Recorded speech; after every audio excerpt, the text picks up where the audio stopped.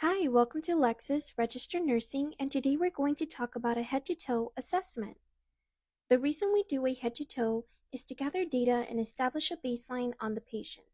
We are going to start off by introducing ourselves. You can knock and say, "Hi, my name is Alexis, and I will be your nurse or nursing student working with you today." You then perform hand hygiene by washing your hands or putting on some hand sanitizer. And for the most important step, we will identify your patient by asking for their first and last name, date of birth, and if they have any allergies. We also want to assess the orientation of our patient, so we're going to assess for the level of consciousness whether our patient is alert, lethargic, or unresponsive. We classify this as A&O times 4, 3, 2, or 1. Number 1 is person, and if we already asked for their names when we identified our patient, this counts. Second is place. Do they know where they're at?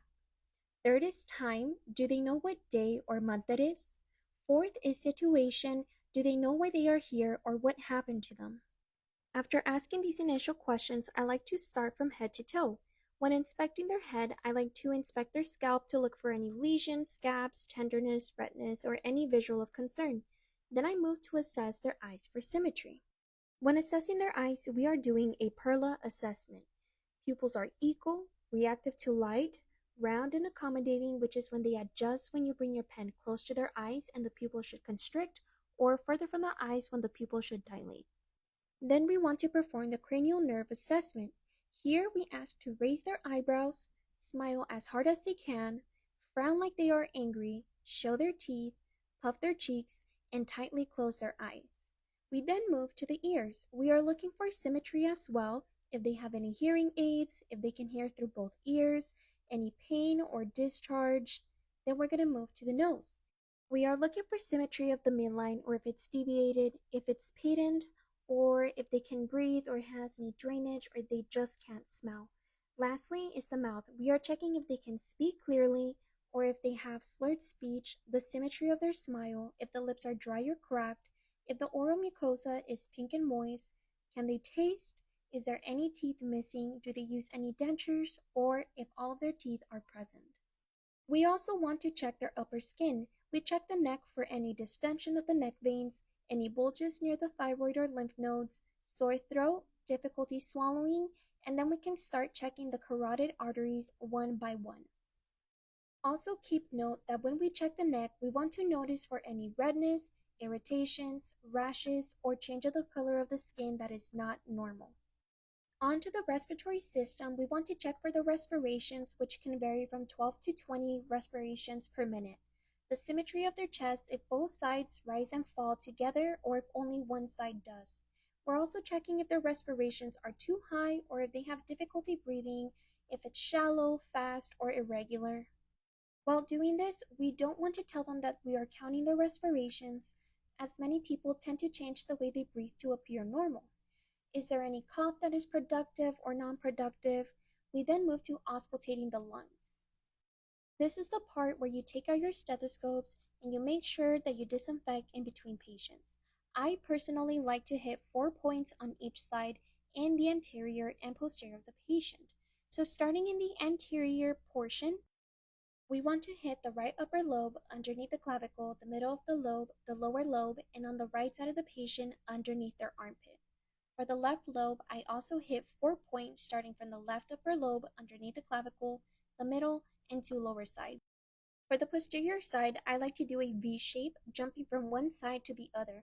While I do this, I ask the patient to take their time doing deep breaths, not to rush, as some patients can get dizzy. Here, we are listening to any adventitious lung sounds such as crackles, wheezes, or absent sounds within the lobes. For the cardiovascular system, we want to ask if the patient is having any chest pain, they feel any pressure or palpitations. In this portion, we are hitting 5 points in the heart, starting off with the aortic, which can be found in the right second intercostal space of the sternum. Then we move on to the pulmonic, which is in the left second intercostal space of the sternum. We move on to the Erb's point, which is in the left third intercostal space. And then tricuspid is in the left fourth intercostal space. Then mitral is in the left midclavicular and fifth intercostal space. This is where we hear the apical pulse for 1 whole minute, which is required for certain medications. Think of the mnemonic, all people eat tasty mangoes. Now to the gastrointestinal portion. We want to ask about their appetite. Do they have any nausea, vomiting, abnormal weight loss, or weight gain? When was the last time they ate? Are they hungry? Their last bowel movement? If it was normal or diarrhea? If they saw an abnormal color? Are they continent or incontinent? Do they have an ostomy or a fecal management tube? The order to check the GI is inspect first or visualize. Is it flat, bloated, distended, or do they have any hernias? Then we're going to auscultate all four regions for any bowel sounds. Normal active is 5 to 34 sounds per minute. Hypoactive is 5 sounds per minute. Hyperactive is more than 34 per minute. And absent, you need to listen to all four quadrants for 2 minutes straight. Make sure to document and report all findings. Lastly, we palpate all four quadrants and feel for any masses, tenderness, or moving on to the genitourinary system. Here we are asking for their voiding habits. Do they have any pain, discomfort, or burning when urinating? Are they continent or incontinent? Do they have any ostomies, indwelling catheters, Foley catheter, or straight catheter? Is their urine color normal? Is the amount urinated normal? Is there any abnormal odor? Do they go to dialysis? Have a fistula? Make sure you auscultate and palpate the fistula. Do they have any discomfort, discharge, or lesions, irritation, swelling? And for females, ask about their menstrual cycle. Lastly, while we are going over all these systems, we are always visualizing their skin integrity for any lesion, swelling, amputation, sensation, or loss of sensation in certain areas, their capillary refill of their nail beds, any edema, whether it's pitting or non-pitting, if the patient has any bed sores or ulcers, as well as normal movement of their face, neck, shoulders, arms, hands, finger grasp, legs, and checking their feet for dorsiflexion and plantar flexion.